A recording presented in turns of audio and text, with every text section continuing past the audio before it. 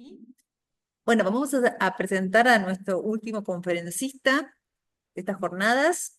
El doctor Zamora Águila es licenciado en Letras Modernas y doctor en Filosofía por la UNAM, la Universidad Autónoma de México. Se desempeña como profesor en la Facultad de Artes y Diseño de la UNAM, donde imparte cursos sobre teoría del arte y teoría de la imagen. Ha presentado conferencias y publicado artículos y ensayos sobre las relaciones entre las imágenes y el arte, la educación, la escritura, el cine, la literatura y la tecnología.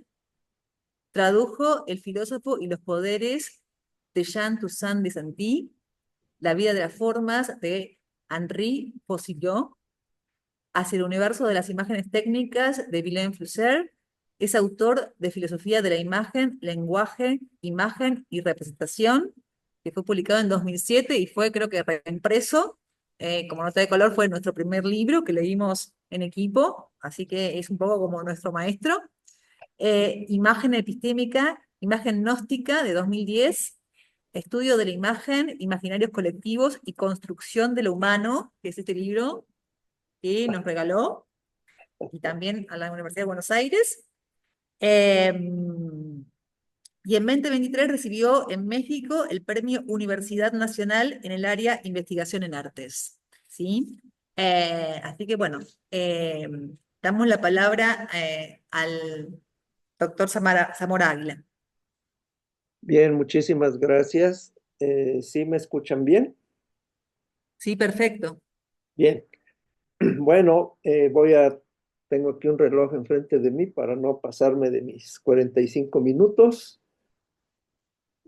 Eh, Primero que nada, quiero agradecer con mucha emoción el estar de nuevo aquí en estas jornadas, 3 años después de la primera edición del evento, especialmente a la doctora Silvia Gabriel. Ya solo falta que nos conozcamos en persona en Buenos Aires o donde sea, y a todo el equipo que organiza también estas jornadas, así como a la Universidad de Buenos Aires y a la República de Argentina. Bien, el tema de mi conferencia es las teorías de la escritura y las teorías de la imagen. No voy a hablar mucho en sí de las teorías, sino que voy a poner ejemplos especialmente de sistemas de escritura.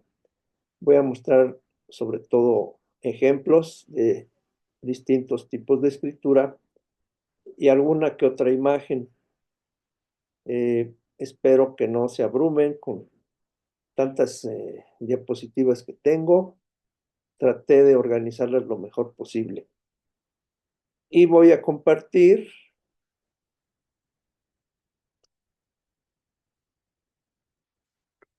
la presentación que preparé.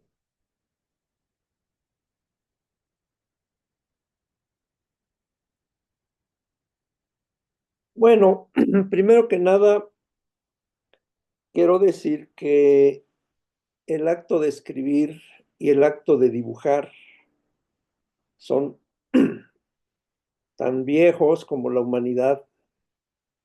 Desde luego, el acto de dibujar, pintar, modelar, son más arcaicos que los de escribir, pero han acompañado el desarrollo de la especie humana, de las culturas, desde siempre, y así será en el futuro.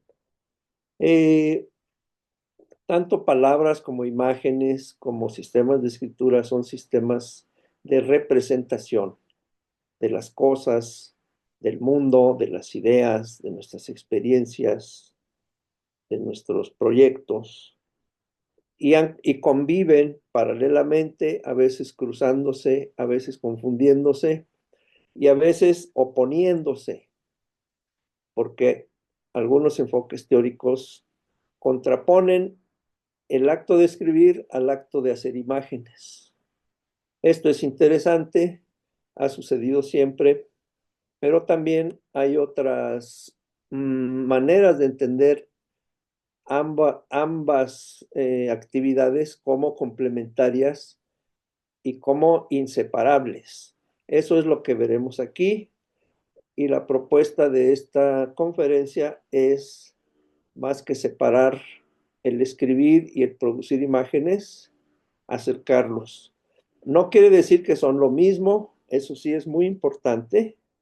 No debemos confundir ambas actividades, son cualitativamente diferentes, pero sí hay momentos en que en obras artísticas, en poesía, en imágenes o piezas religiosas se confunden, como veremos ahora.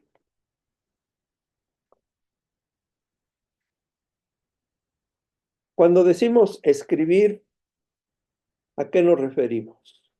Bueno, pues escribir es dejar una huella sobre una superficie. La palabra misma quiere decir incidir, dejar una marca. Graphein en griego es lo mismo, de ahí viene grabar, grabar en el sentido de hacer un grabado, no de grabar electrónicamente, es dejar huellas en una superficie. Y dejar huellas usando un sistema de comunicación codificado, coherente, que requiere un aprendizaje para producir textos y para leerlos. Se distingue el escribir del hablar, del danzar, del dibujar, del hacer música, del gesticular. Es un campo separado y es un campo específico de las habilidades que adquirimos como personas cultas. Eh,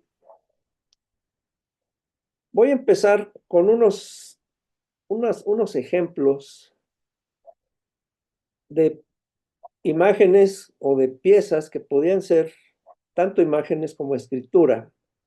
Esto lo escribió o lo dibujó una niña de 3 años. Es mi hija, lo hizo hace muchos años.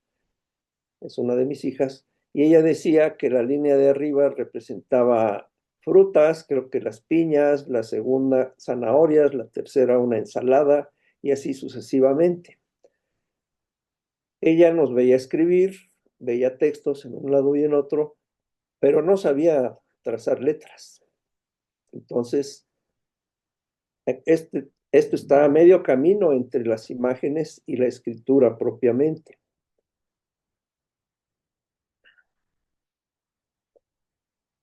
Esto lo hizo un poeta, Henri Michaud, bajo los efectos de la mescalina.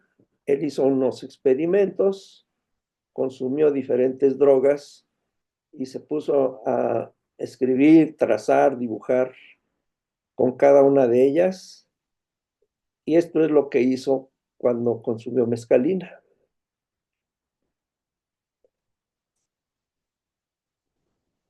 Esto ya lo hizo sin mescalina. Es un libro que se llama Movimientos y combina texto alfabético con estos dibujos.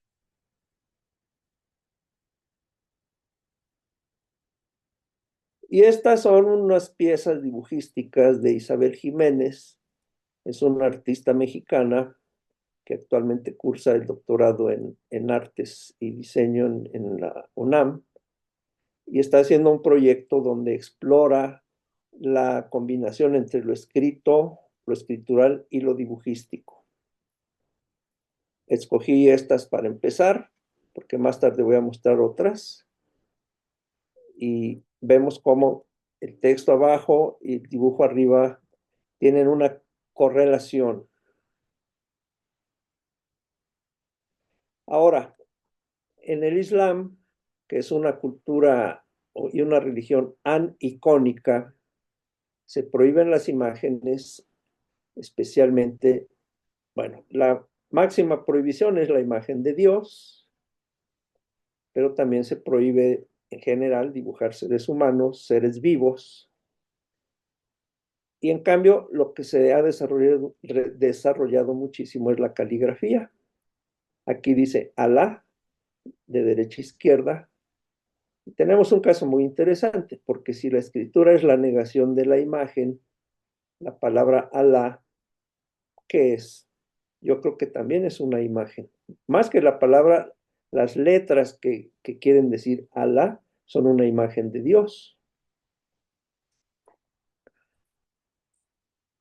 Esta es otra versión en un tipo de alfabeto que se llama cúfico, muy geometrizado, y se juega con la simetría. Dice Alá sea alabado, pero está repetida la frase. Esto lo elaboró un artista contemporáneo, también jugando con la escritura de Alá. Bueno, esto es con un preámbulo. Ahora vamos a los temas a tratar. Voy a abreviar mucho. Vi que ya se me fueron casi 10 minutos. Veremos a grandes rasgos estas cuestiones. Lo que podría decirse que es la historia de la escritura. Voy a enfatizar sobre todo, como dije, la escritura más que las imágenes, su historia, la relación entre la escritura y las distintas culturas o cómo en las distintas culturas se entiende la escritura, luego cómo se combinan escribir y crear imágenes y finalmente algo muy interesante que es la relación entre escribir y el poder.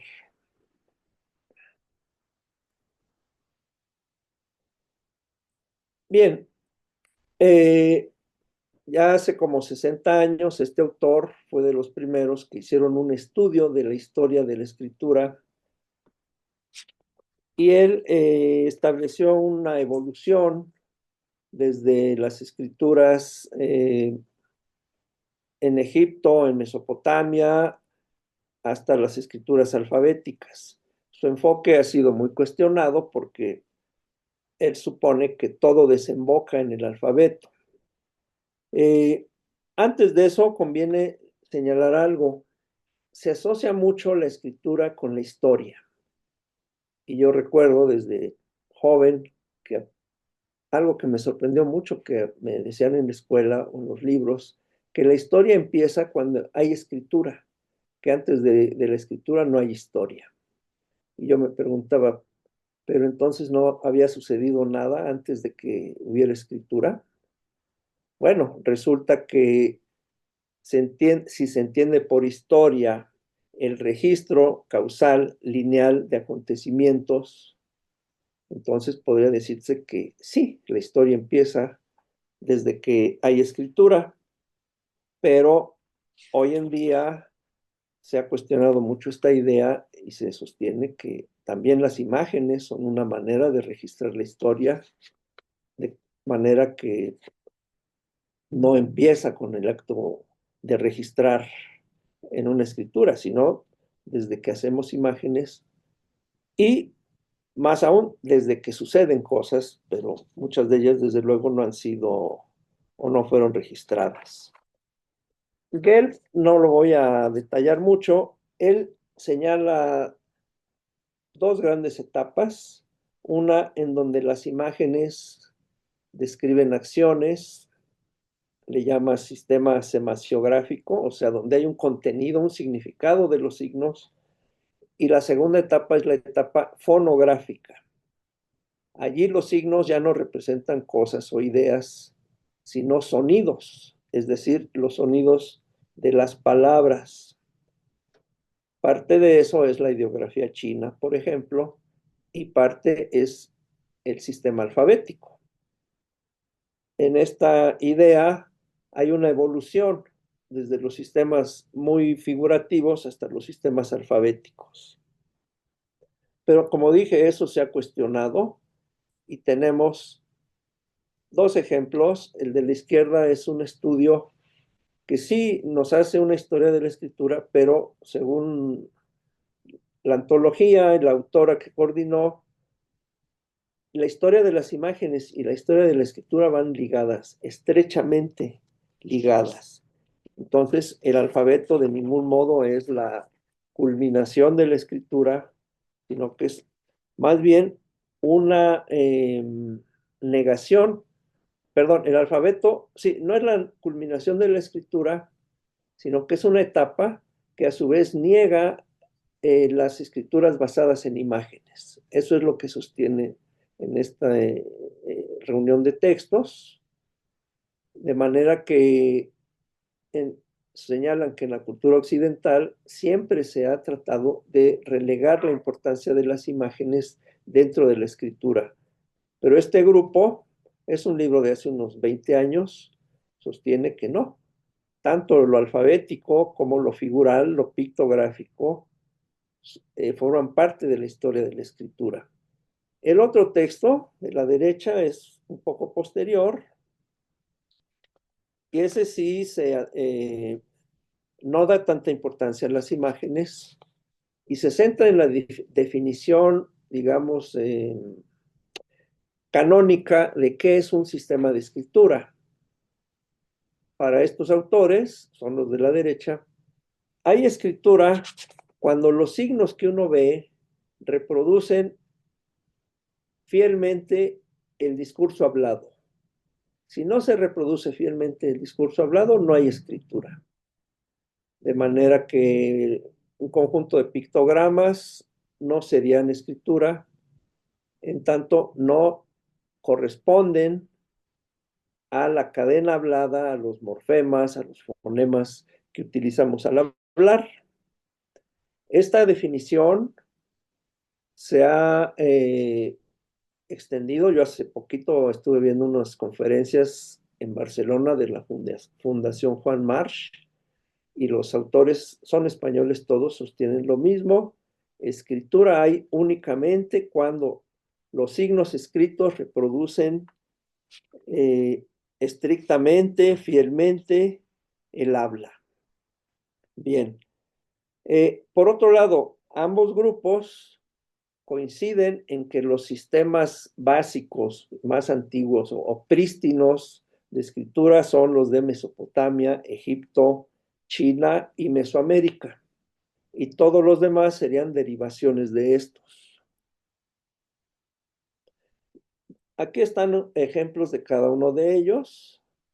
Mesopotamia, izquierda, arriba China, derecha arriba, luego Egipto y Mesoamérica.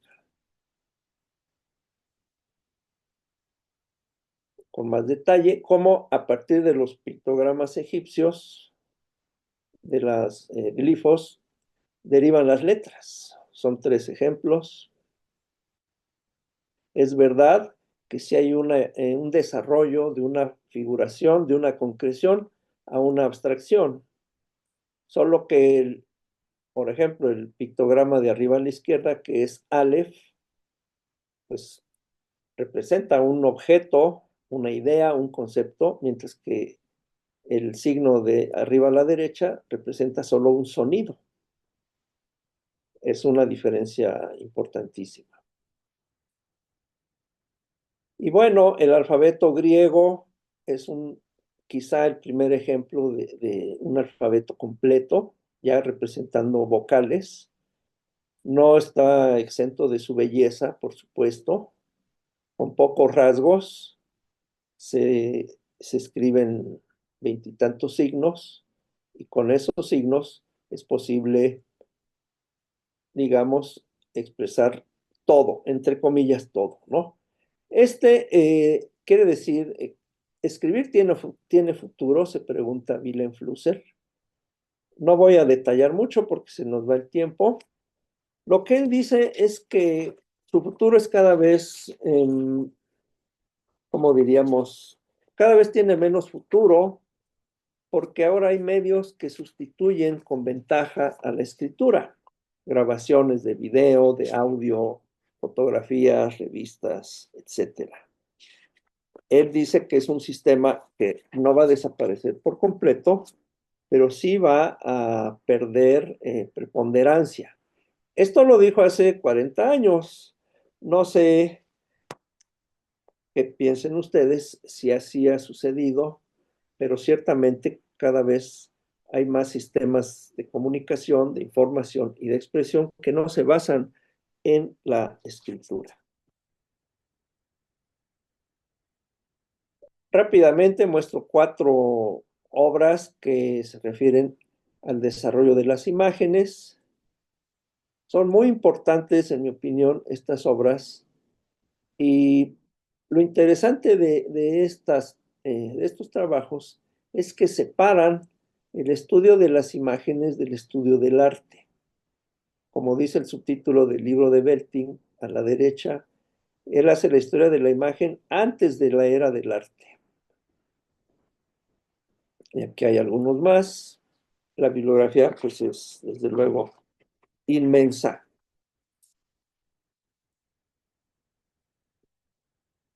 Bien, vamos ya a algunos ejemplos más puntuales. No es posible, no me es posible por falta de conocimientos y tampoco por falta de tiempo, también por falta de tiempo, eh, referirme a muchos sistemas. Voy a tratar los que conozco un poco, como el chino, y los que me parecen interesantes para esta exposición. En chino, shu es lo que dice ahí, tanto escribir como libro, como estilo escritural. Y en la cultura china hasta el día de hoy, pintura, caligrafía y poesía son 3 actividades que se consideran características de una persona culta. Como ven, no se hace la diferenciación como sucede en las sociedades occidentales entre escribir y producir imágenes. Luego, su concepto de Wen es bien interesante porque quiere decir todo eso junto. Bueno, ahí debería decir civilización. Es un concepto de enorme riqueza semántica y nos indica que la escritura en la tradición china, que no se distingue eh, pues, esencialmente del dibujar, es parte, como dije, parte esencial de la cultura, incluso ahora. En Mesoamérica, estos son textos ya de hace algunas décadas, se da un fenómeno similar.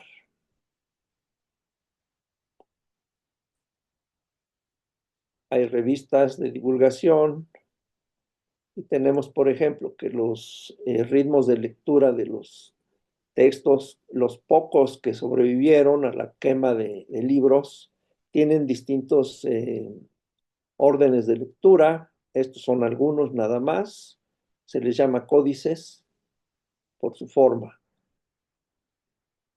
Y son sistemas semasiográficos, como diría Gelb, el primer autor que mostré. Coatl es la serpiente, Tepec es una montaña. Entonces, si yo digo Coatepec, que es una montaña realmente, aquí cerca de donde vivo hay una que se llama Xochitepec, y en vez de una serpiente está una flor encima. Son palabras que se usan. Se perdió la escritura, por supuesto. Este es otro ejemplo. Es un relato de cómo los aztecas llegaron a lo que hoy es la Ciudad de México. Mi hermano fue el que escribió esas traducciones, pero bueno, los expertos lo tienen perfectamente estudiado, este tipo de libros. Y aquí el relato es bastante autónomo. Claro, hay que tener un contexto, pero hay un relato histórico. Este es otro, paso más rápido. El color era también muy importante. Este es un códice maya que se encuentra en Europa y los especialistas ya han descifrado totalmente la escritura maya. Y otro caso importantísimo es el del quipu en la cultura andina. Precisamente estas definiciones a las que yo me refería le niegan al quipu su calidad de escritura. pero autores como estos tres cuestionan esa negación y sostienen que es una escritura, especialmente Lidia Fossa, que es un texto que justo pude adquirir hace un par de meses, es un texto del 2023. Ella señala que el quipu es un sistema estrictamente codificado, que se lee verticalmente, horizontalmente y cromáticamente. Cada hilo tiene un color y tienen un significado no solo contable, sino histórico, mítico, calendárico, legal, etcétera. Lo que pasa es que se olvidó, se perdió ese saber, pero hay testimonios de cronistas de que se tenía todos esos usos. Por lo tanto, es un sistema escritural, no es alfabético, ¿verdad? Hace poco vi un quipu cerca de Lima y sentí una emoción muy grande. La foto que le tomé es mala porque había un vidrio, pero hallé estos que presenta Lidia Fossa.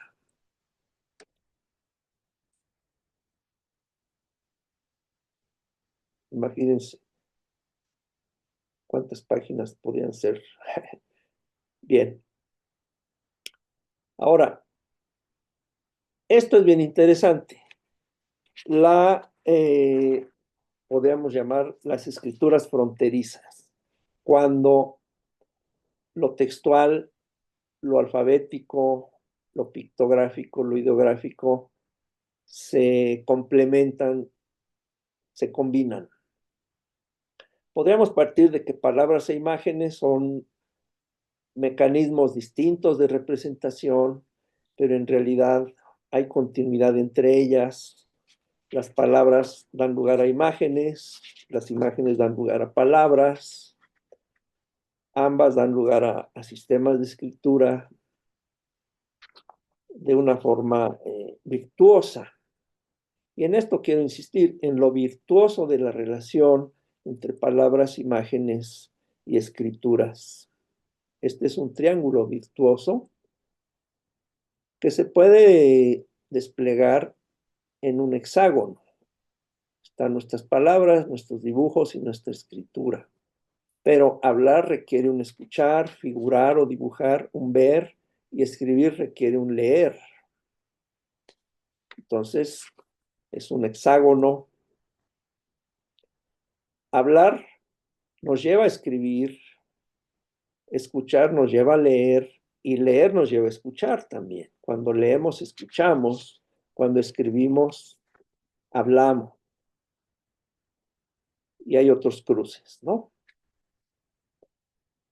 El leer, entonces, leer y escribir es un acto, un proceso muy complejo, orgánico, que involucra la corporalidad, la vocalización, los silencios, etcétera. Vamos a ver rápidamente unos ejemplos. En el cristianismo medieval, en la cultura china y de nuevo en Mesoamérica. Según Emil Mal, un historiador eminente, las imágenes medievales cristianas son una escritura simbólica y sagrada. Así lo dice, y las personas, pues no todas, por supuesto, pero aprendían a leerlas, no solo a elaborarlas, a leerlas. Escritura simbólica sagrada. Son libros de los que llamaban Biblias de los pobres, personas que no sabían leer, pero habían oído el relato de la creación del mundo, el relato bíblico, y aquí están los primeros días de la creación. Vean, en el día 6 salió Eva de la costilla de Adán, etcétera, ¿no? Pero hubo un paso de esto a esto, con la creación de la imprenta. Tenemos ya textos lineales sin ninguna figuración. Es cuando nace el libro como objeto masivo, como objeto alfabético. exclusivamente. Y eso ha marcado un giro en la cultura mundial hasta el día de hoy, desde luego. Rápidamente, en China, lo que nosotros llamamos caligrafía, ahí le llaman shufa, que son métodos de escritura. Se considera que hay 5. Aquí están. El último le llaman el método loco o de la hierba. El penúltimo, el método cursivo, y así sucesivamente. El primero arriba a la izquierda es el más pictográfico. Este cuadro a mí no me gusta, pero es un ejemplo de cómo se fusionan texto e imagen en la pintura china clásica. Este es muy mala la reproducción, pero estéticamente es mucho mejor. Wang Wei era un poeta y era un pintor y un calígrafo. Estamos hablando de la dinastía Tang, siglos 6 al 9 aproximadamente. Y en Occidente no faltó quien se interesara en la escritura china como un medio poético. Fenollosa, Ezra Pound. Ezra Pound incorporó ideogramas en sus poemas. De nuevo, en Mesoamérica es interesante que la palabra tlacuilo quiere decir escriba pintor al mismo tiempo en náhuatl, o tzip, perdón, ahau, escriba pintor. No se distinguen las dos actividades. Tlacuilolistli es el verbo y tzip es el verbo. Aquí está un tlacuilo en el acto de enseñar a su hijo. Arriba dice pintor. Son textos ya que se elaboraron cuando habían llegado los españoles. Este es una vasija maya. Está un ajau transmitiendo su saber. Y estos son experimentos ya del siglo XX. Un poeta. Esto ahorita lo paso rápido. Estos son otros. Paul Klee, Huidobro, Michaud. Un poema de Cummings, un poeta estadounidense. Es alfabético, pero es interesante que él juega con el vacío. Aquí se refiere a un grasshopper, un saltamontes. Está jugando con las letras. Esta antología que se hizo en España es muy interesante porque presenta ejemplos muy diversos de poesía experimental. Algo así como lo que estamos viendo acá atrás, pero reunido en un solo volumen. Finalmente, en esta parte, los trabajos de Isabel Jiménez, que creo que nos está visitando, por ahí la vi, son parte de su investigación sobre la relación entre escritura y dibujo. Ella explora cómo se vinculan ambas, aunque sí mantiene una diferencia cualitativa. Estos son dibujos, los que vimos hace rato combinan escritura y dibujo, pero ella quiere darle un sentido escritural a sus dibujos y a sus textos un sentido plástico. Ella dice que el trazo es una escritura y una imagen, y va a explorar los límites entre imagen y texto. A mí me gustan mucho sus piezas, por eso le pedí que nos permitiera mostrarlas. Aquí hay otras más. Por si les interesa, es Isabel Jiménez.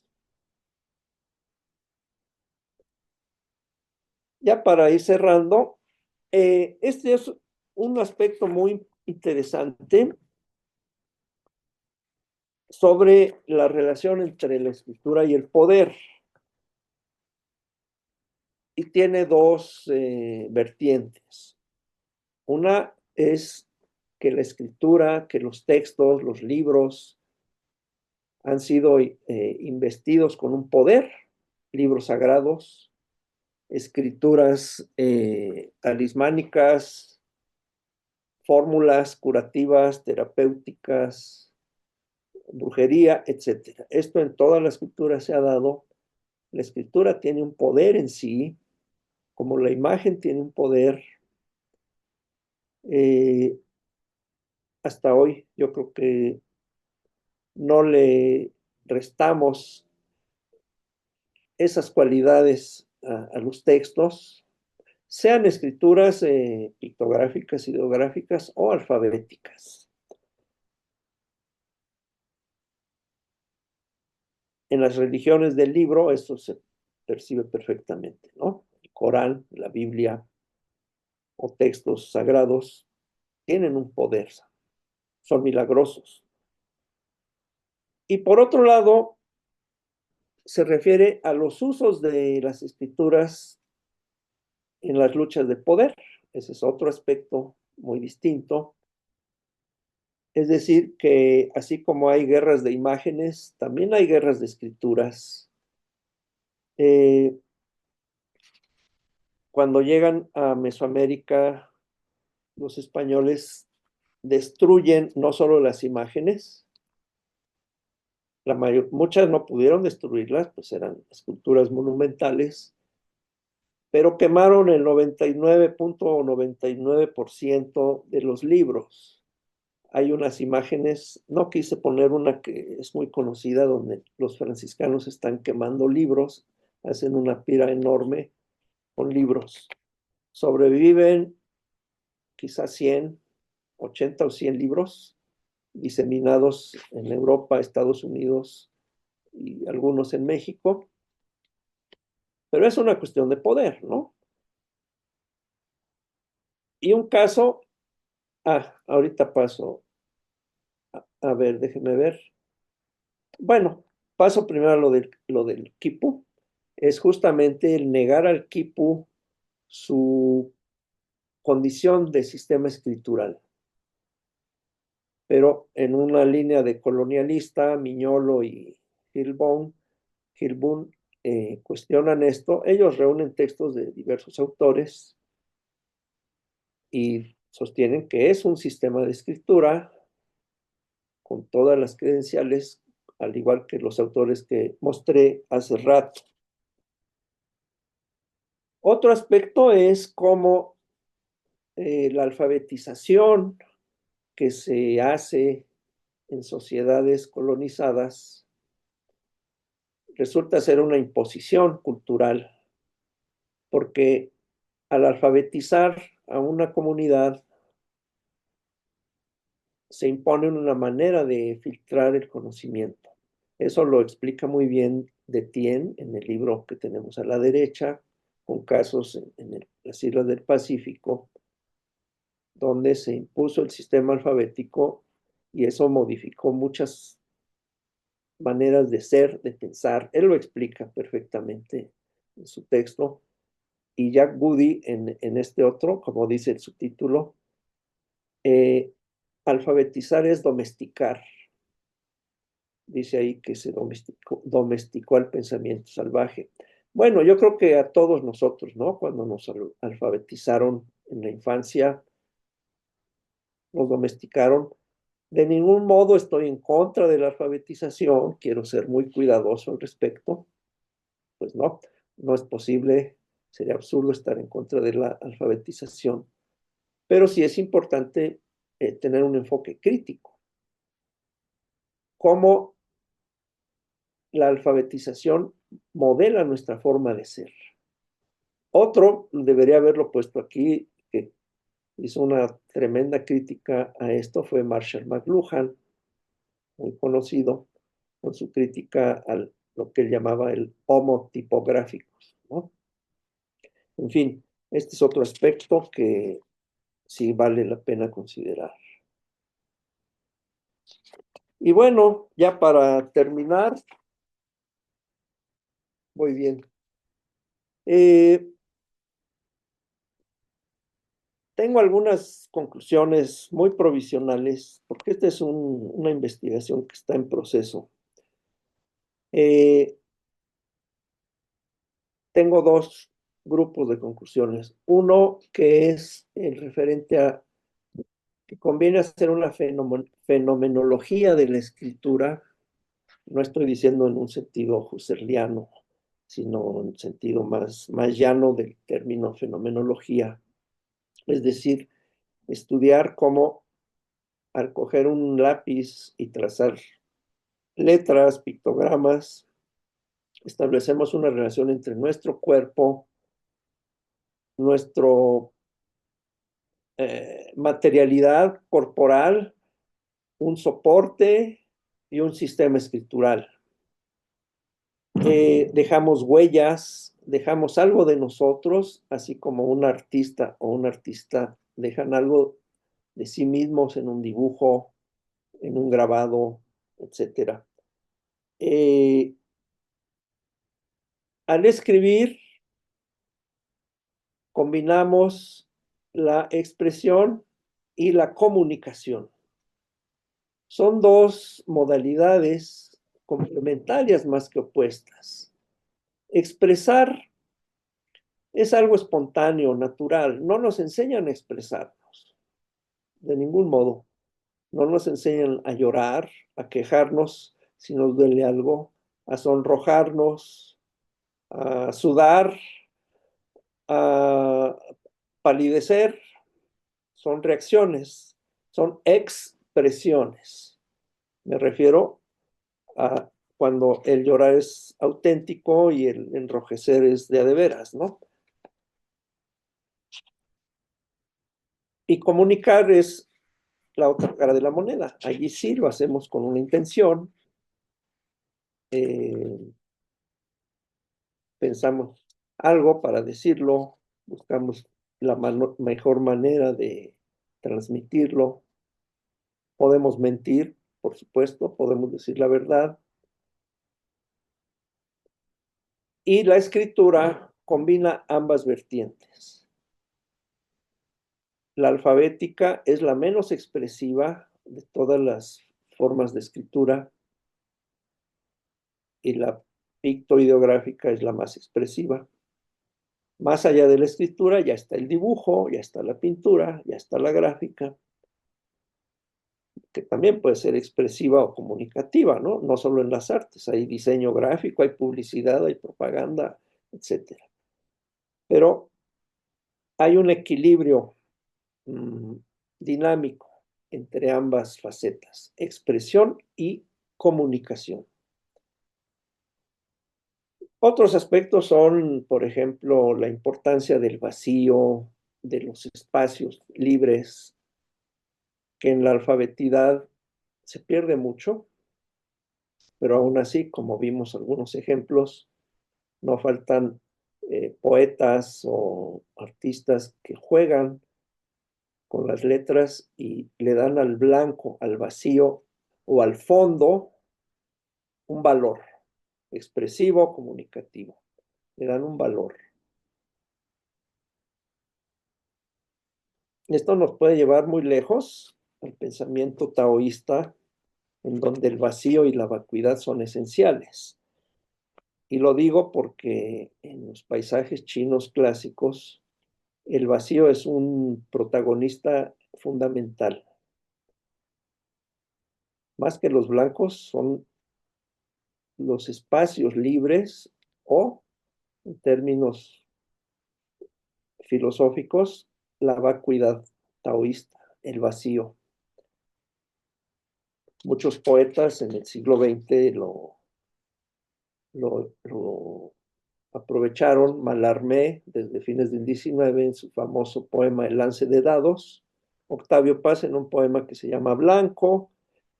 Michaud y muchos más que no conozco.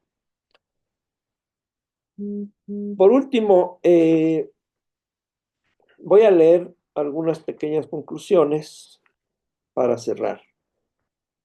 La escritura es una técnica, es decir, un sistema de expresión y comunicación que se aprende, que requiere una destreza, que se transmite de una persona a otra, requiere una práctica. Es un sistema gestáltico porque se construyen formas coherentes. Esto se ve más, desde luego, en las pictoideografías que en la alfabetidad. Cada ideograma es una gestal completa. Y eh, entre las... Hay dos grandes enfoques de las teorías de la escritura. El que podemos llamar restrictivo, limitativo, que es el que reduce la escritura a ser una representación puntual, estricta de las palabras.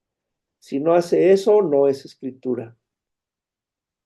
Tiene sus ventajas, no digo que sea del todo incorrecto, pero conviene tener un enfoque no tan restrictivo, más abierto, más inclusivo, en donde no, no tiene que ser nada más la reproducción puntual del discurso verbal, sino que se pueden representar situaciones, objetos, como los ejemplos que estuvimos viendo, el quipu o los libros pintados de los en Mesoamérica, ¿no? Entonces, el sistema o el enfoque restrictivo deja fuera la oralidad, deja fuera la expresividad, porque realmente en un texto, aunque uno lee en una novela o en un texto teatral, cómo el personaje habló, con qué expresiones, con qué emociones, toda la performatividad que tenemos al hablar, al interactuar entre nosotros cuando hablamos, se pierde en el texto alfabético. Por eso hay poesía, ¿no? Que es alfabética, pero la poesía realmente es para oírse, creo yo, no solo para leerse, o no nada más para leerse. En fin, toda esa performatividad la abarca más el enfoque inclusivo o expandido de escritura. Desde luego, no puede expandirse irrestrictamente la noción de escritura, so pena de volverla inoperante. O sea, no todo es escritura, ni tiene por qué serlo. Es necesario trazar fronteras que permitan, por ejemplo, distinguir el acto escritural de los actos dibujístico, pictórico o graficador. Un sistema comunicativo expresivo es escritura cuando pone marcas codificadas de manera estricta sobre una superficie, registra ordenadamente pensamientos e informaciones de manera que se asegure una lectura denotativa de dichas marcas. Aprendemos a leer y aprendemos a escribir. Y no debemos cometer faltas ortográficas, ¿no es cierto? Y esta actividad, el escribir, se distingue del habla, de la representación mediante imágenes y de otras, como la música, la danza o la gesticulación. Aprender a leer y escribir es distinto de aprender a hablar, dibujar, danzar, tocar un instrumento o modelar en barro un retrato. La lectoescritura básica es un sistema altamente artificial que no se aprende por mera imitación, costumbre o por un talento innato. Requiere una enseñanza sistemática. Para una escritura, el punto esencial es que hay un número finito de elementos o signos que deben ser aprendidos en su significado y en su trazo. Lo mismo pasa con sistemas gráficos como el del tejido o el del quipu. En todos los casos, se cuenta con un acervo finito de elementos. Puede haber variantes en los trazos de letras, sílabas, ideogramas o elementos gráficos, pero se debe respetar los rasgos distintivos de cada elemento. En esto radica la ortografía. A su vez, las reglas de combinación entre elementos admiten variantes, pero dentro de los límites sintácticos establecidos. Las máquinas no escriben ni dibujan. Quienes escriben y dibujan son las personas. Gracias. Bueno, le hago una pregunta muy puntual, ¿no? O sea, en este enfoque creo que lo llamaba bastante limitativo, digamos, de ver la escritura como una reproducción del discurso hablado. Pensaba, digo, por ejemplo, cuando en arrebatos de inspiración, ¿no? O sea, un poeta, en realidad, digamos, es como, se siente como compelido a escribir antes que hablar, ¿no? Me parece como que no habría esa mediación del habla en un momento de arrebato, por así decirlo, de inspiración. O sea, que nace como escrito, digamos, ¿no? Sin habla previa, ¿no? O sea, Sí, yo creo que así es. Pues la poesía, el material de la poesía es la palabra, definitivamente. Eh, pero justamente la poesía, a diferencia de la prosa, se permite más libertades. eh, es discurso, pero al ser discurso poético, puede cambiar el orden, puede dejar vacíos. Creo que es una expresión, no toda, hay poetas más cerebrales, ¿no? Hay poetas más expresivos, pero su misión yo creo que no es, o su función, plasmar el discurso, sino la experiencia, creo yo. Cuando usted me dice que es un arrebato de emoción, pues precisamente es eso, ¿no? El discurso o las palabras son la herramienta que tiene el poeta, pero bueno, luego hay veces que el mismo poeta siente los límites, ¿no? De su palabra poética. Alguna vez Valéry se preguntaba, ¿cómo sabe uno que que el poema ya terminó de escribirse?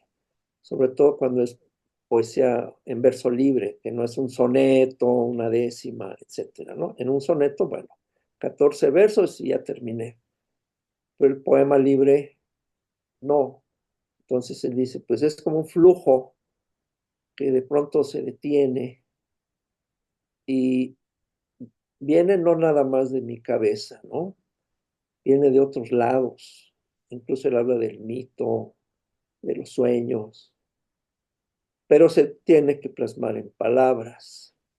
Ahora, justamente a Valéry, Stéphane Mallarmé, uno de sus maestros, le mostró su poema El lance de dados, que dice, se lo puso en una mesa y tomó un montón de papelitos con textos y los extendió. Y él dice que nunca había visto algo así tan desarticulado, ¿verdad? Y allí el silencio habla, el vacío habla muchísimo. Valéry no hizo eso, pero menciono el caso de Mallarmé como un caso ya donde el discurso poético encuentra sus límites y no corresponde puntualmente a las palabras que decimos. Repito, hay poetas más intelectuales, hay de todo. A veces es poesía muy coloquial, ¿no? Donde alguien, justamente su concepción de la poesía es la cotidianidad y bueno, sí reproduce fielmente el discurso hablado. Son muchos los registros que hay en la poesía. Hola. qué tal, Fernando? Me acerco en el Ah, sí, lugar de Silvia. sí. Quisiera agradecerle, bueno, escuché con mucha atención su presentación y bueno, quiero expresarle un agradecimiento por considerar dentro de sus materiales de investigación y de análisis ciertos materiales que son propios de una tradición no eurocéntrica eh, y que aportan otros sentidos para pensar la relación entre texto e imagen y también lectura, escritura y grafismos, ¿no? Que fueron parte de los términos que usted nos compartió para analizar esta relación, ¿no? Usted hizo referencia a la cuestión de el vacío como un elemento fundamental para comprender las obras artísticas, ¿no? La pintura de paisaje en China, Pensaba cuánto valor tiene el vacío para pensar, en este caso, la forma en esta tradición, ¿no? Usted hacía alusión recién al silencio. Ujú. El vacío es, de alguna manera, la expresión que hace posible también el silencio, la actitud contemplativa, ¿no? De una pintura. Y pensaba cómo esas experiencias que de alguna manera tienen que ver con una lectura de las imágenes en esta otra tradición, la tradición china, nos interpela en habituarnos a otras competencias interpretativas frente a lo que vemos. Así como usted nos traía y nos compartía esta tradición, que para mí es afín porque es parte de mi objeto de estudio, me parecía muy interesante esto que también nos compartía y que forma parte de una tradición no eurocéntrica, que es cómo las culturas precolombinas, ¿no? Mesoamericanas, también hacen presente una lectura y una experiencia sensible frente a esa necesidad de comunicar a través de símbolos que no se expresan como palabras en este modelo logocéntrico centrado en el eurocéntrico, ¿no? Me parece interesante ese acercamiento porque forma parte de dos tradiciones culturales que no están, que no comparten necesariamente un paradigma en torno a la cultura escrita y sin embargo tienen una tradición narrativa muy potente, ¿no? Las culturas mesoamericanas tuvieron formas de narrar, de contar, de hacer visible, de la misma forma que lo tuvieron, bueno, las culturas asiáticas orientales, ¿no? Entonces, bueno, en principio agradecerle el gesto generoso de compartirnos estos otros materiales que de alguna manera ensanchan nuestras posibilidades de pensar las relaciones entre texto e imagen por fuera de lo eurocéntrico. Y a este agradecimiento sumo la pregunta de pensar, bueno, de pensar juntos la cuestión de la incorporación de estas imágenes en la cultura mesoamericana, que no son palabras, pero sí son gestos que comunican a través de formas, ¿no? Formas que de alguna manera nos permiten entrar en otro campo de comprensión, ¿no? Entonces, la pregunta sería, ¿de qué manera estas formas no escritas aún así comunican? Pienso en estos grafismos que usted nos mostró que corresponden más a la cultura eh, mesoamericana en México y que de alguna manera también nos aportan bueno, otros modelos de pensamiento, ¿no? En relación con lo visual. Bueno, nuevamente le agradezco y más que todo lo mío es un comentario y un agradecimiento profundo a su generosidad y, bueno, y a la posibilidad de pensar juntos, ¿no? Bueno, pues es mutuo el agradecimiento por su atención y su interesante pregunta. Eh, bueno, en el caso de los sistemas chinos, son los únicos que han tenido continuidad desde tiempos milenarios hasta el día de hoy. El egipcio, el mesopotámico y el mesoamericano y el andino lo agregó, porque los autores no incluyen al andino, desaparecieron. Nos quedan solo vestigios. Eh, el caso del vacío, pues es sumamente interesante porque es un concepto taoísta, el shu, si no me equivoco. Usted ha de saber mejor que yo el término chino. En el Tao de Jing aparece mencionado el shu, que es el vacío. La vacuidad budista es otra religión, otra filosofía, pero coinciden, ¿no? En subrayar la importancia de un vacío. No son lo mismo vacuidad budista y el vacío taoísta. Pero bueno, es un elemento esencial que en esta filosofía se señala para entender el funcionamiento del mundo. Las cosas tienen un vacío físico, fenoménico, y un vacío no físico, nouménico, como dice François Cheng, eh, o el mundo. Y eso se traslada a la pintura que se hacía con las mismas herramientas con las que se escribía. Usted lo sabe, y quienes, las demás personas probablemente lo sepan. Pincel, papel y tinta son las mismas herramientas para hacer poesía, pintura y caligrafía. Es lo mismo. No hay esa ruptura, esa grieta que se abrió con los sistemas alfabéticos.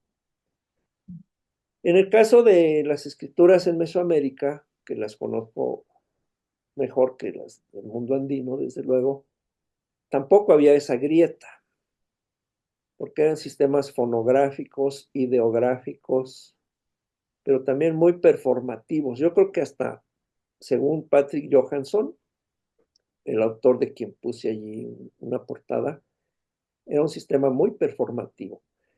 Poca gente sabía leer un texto. Se llamaban amochtlis por el papel, que era papel de amate, una corteza.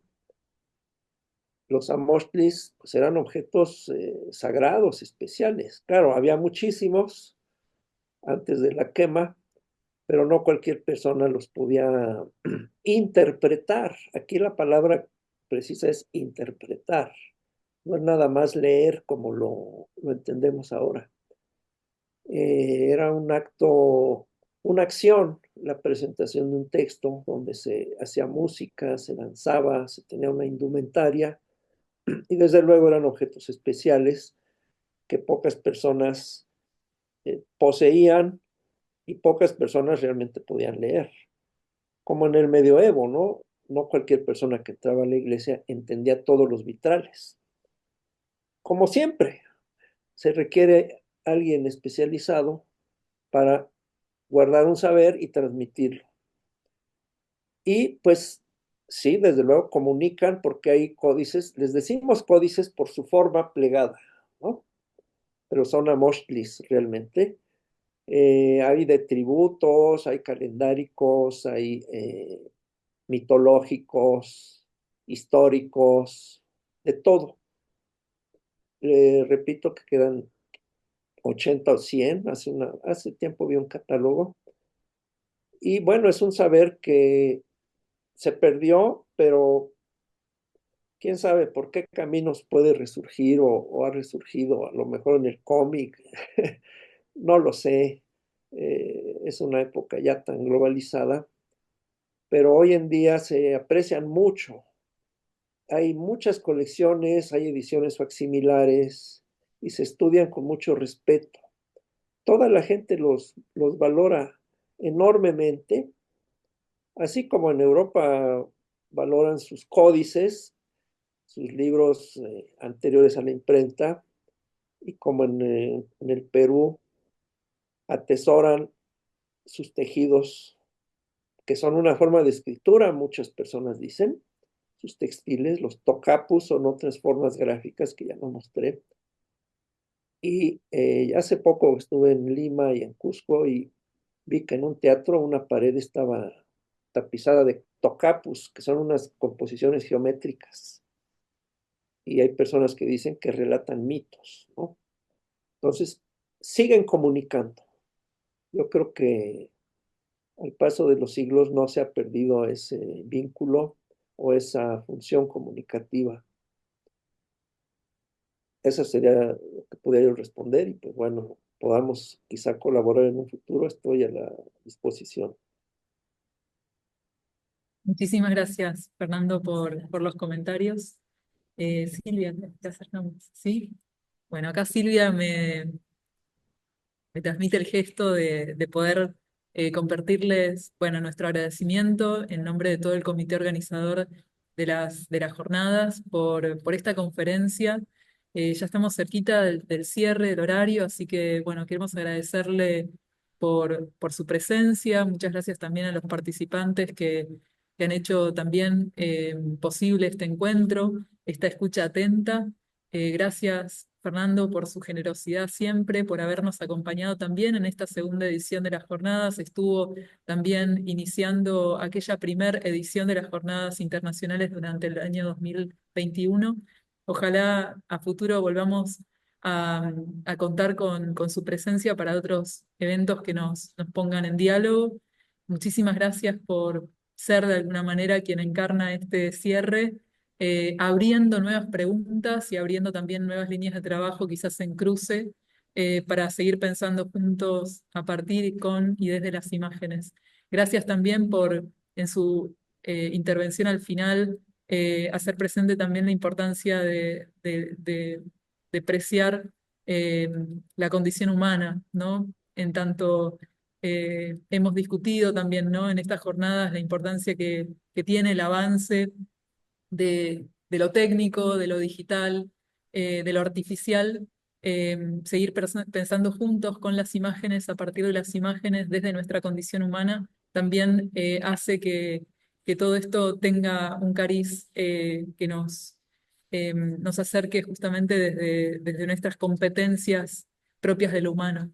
Así que, bueno, en lo personal, muchísimas gracias. En nombre de todo el comité organizador que estamos aquí todos reunidos compartiendo este cierre, nuevamente muchísimas gracias por su generosidad. Acá viene Silvia también a agradecer. Sí, Silvia, Aldana, estamos todos aquí, todos reunidos. Bueno, damos juntos este agradecimiento y este cierre de las jornadas. Muchas gracias, Fernando. Gracias a todos los participantes también. Y bueno, esperamos una próxima edición más adelante para volver a compartir juntos. Muchas gracias. desde luego, las personas son el centro. Las máquinas, puede haber otras más sofisticadas y poderosas, pero la persona es el centro. Siempre, siempre. Acá estamos todos Vayamos todos a saludarla. para saludarlo, Fernando. Acá estamos. Todos reunidos. Ah, un abrazo a la distancia. Muchas gracias, doctor. Gracias. Sí, Algún día les daré un abrazo de por carne. verlo. Chao. Chao, chao.